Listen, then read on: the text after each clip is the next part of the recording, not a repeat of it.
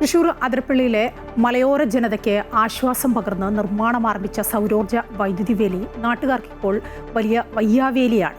വിരിപ്പാറ മുതൽ കണ്ണൻകുഴിത്തോട് വരെ നിർമ്മിച്ച സൗരോർജ്ജ തൂക്കുവേലിയാണ് നിർമ്മിച്ചു മാസങ്ങൾക്കുള്ളിൽ ആനകൾ തകർത്തത്. മേഖലയിലെ കാട്ടാന ശല്യം പരിഹരിക്കാനായി കോടികൾ ചെലവിട്ട് നിർമ്മിച്ച സൗരോർജ്ജ വൈദ്യുതി വേലി നിർമ്മാണ പിഴവ് മൂലം ജനങ്ങളുടെ ഉറക്കം കെടുത്തുകയാണ്. വിരിപ്പാറ മുതൽ കണ്ണൻകുഴിത്തോട് വരെ നിർമ്മിച്ച സൗരോർജ്ജ തൂക്കുവേലിയാണ് നിർമ്മിച്ച മാസങ്ങൾക്കുള്ളിൽ ആനകൾ തകർത്തത്. കൃത്യമായി വൈദ്യുതി പ്രവഹിപ്പിക്കാത്തതും അറ്റകുറ്റപ്പണികൾ നടത്താത്തതുമാണ് ആനകൾ വേലി തകർക്കുവാൻ കാരണം. പുഴയുടെ ഇരു കരകളിലുമായി 14 കോടി രൂപ ചെലവിൽ വൈദ്യുതി വേലിയുടെ നിർമ്മാണം പുരോഗമിക്കുമ്പോഴും ആനകൾ ജനവാസ മേഖലയിൽ തമ്പടിക്കുകയാണ്.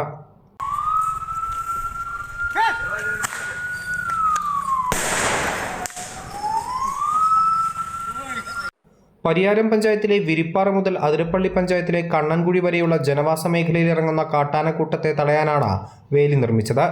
എന്നാൽ അതിരപ്പള്ളി പഞ്ചായത്തിലെ വെട്ടിക്കുഴി മുതൽ പിള്ളപ്പാറ വരെ വനാതിർത്തിയോട് ചേർന്ന് പഴയ സൗരോർജ്ജ വേലി ഉണ്ടെങ്കിലും അറ്റകുറ്റപ്പണി നടത്താത്തതിനാൽ ഭൂരിഭാഗം പ്രദേശങ്ങളിലും ഇത് നാശത്തിന് വക്കിലാണ്. വനത്തിൽ വെള്ളത്തിന്റെ ലഭ്യതക്കുറവ് മൂലം വന്യമൃഗങ്ങൾ വനാതിർത്തിയോട് ചേർന്നുള്ള സൗരോർജ്ജ വൈദ്യുതി വേലി തകർത്ത ജനവാസ മേഖലയിൽ രാപ്പകൽ ഇറങ്ങുകയാണ്.